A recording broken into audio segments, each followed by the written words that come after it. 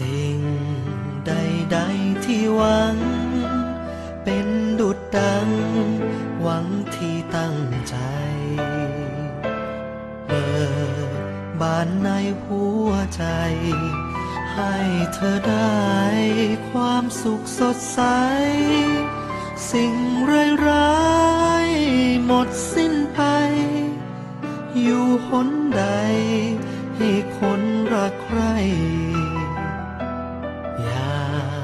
ได้มีโพยภัยเกิดความสุขใจในวันเกิดเธอ Happy birthday